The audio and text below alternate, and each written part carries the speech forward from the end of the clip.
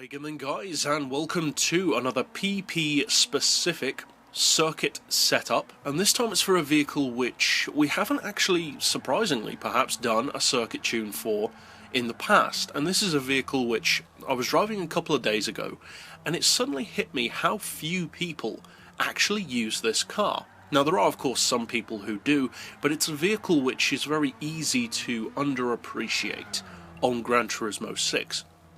Because even the racing version isn't used that much, and the car is of course the Nissan R390, but in particular the road car. Now, for a road-going supercar, in effect, a homologation Le Mans vehicle technically, it is pretty expensive. It's 1 million credits, and that's a lot more than many of the other supercars in the game. People don't really want to spend that kind of money unless you can guarantee a good vehicle. Plus, it does not have a very good top speed. Even in fully tuned form, with well over 900 horsepower, it struggles to get past 250. With draft though, you can get it up around 300 easily. And it is of course first and foremost a track vehicle, in a similar way to a certain Honda NSXR LM road car. And that's what got me to thinking, if that Honda is so good and so popular, why couldn't this Nissan, being as it is a real vehicle whereas the Honda isn't, be just as good as that? So that's what we've done. We've got a 600 pp build for it. Now I've gone for racing soft tyres, but obviously that's best case scenario, and most seasonal events etc. won't allow you to use that. As far as suspension, we've got the ride height on 60, front and rear, springs on 1075 and 14 respectively, the dampers on 4, anti-roll on 3. As I often do, we're running no camber, no tow, you just don't need it on this car. We will come back to the gearbox in just a second. As far as the diff, I've gone for the highest initial torque, the lowest acceleration and braking sensitivity. As far as power, I've gone for an oil change, semi-race exhaust, exhaust manifold, high RPM turbo. And as far as weight, I've given it the full weight loss package, and then we're running the maximum possible downforce. So at the 600 pp level, it is running some pretty good numbers. I believe, if I remember correctly, this is lighter than the NSXR road car, so it's got a pretty good chance of being as good as it. Now finally, for the gearbox, this car, as I said, isn't that strong top end anyway, so it doesn't matter about sacrificing that.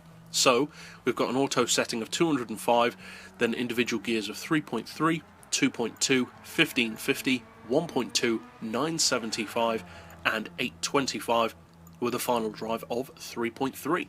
So that's overall for the 600 pp build, with some room, of course, as always, for personal variation in there. But now let's take it out to a track. Now, one of the things that it's easy to underestimate with, in the case of, in particular, a homologation vehicle such as this, and this is a very lonely car on Gran Turismo. We don't have really any of this car's rivals featured. The Lotus Elise GT1, the Mercedes CLK GTR road car, the Porsche 911 GT1 of course, and various others just aren't on the game. So this vehicle really is very, very niched on Gran Turismo, especially since the Toyota GT1 road car, which did used to be on the game, isn't on here anymore. And that's a real shame, because that's an awesome car.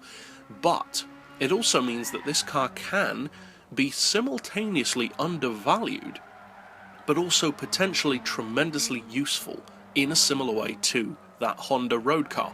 And it is, in my opinion. Now, it's a little bit twitchier, I would say, especially at lower speeds than the Honda, but overall this can definitely give the NSXR a fantastic run for its money, especially at the 600 pp level, where stuff like top-end power doesn't really matter as much. It's more about cornering speeds and just average overall lap potential.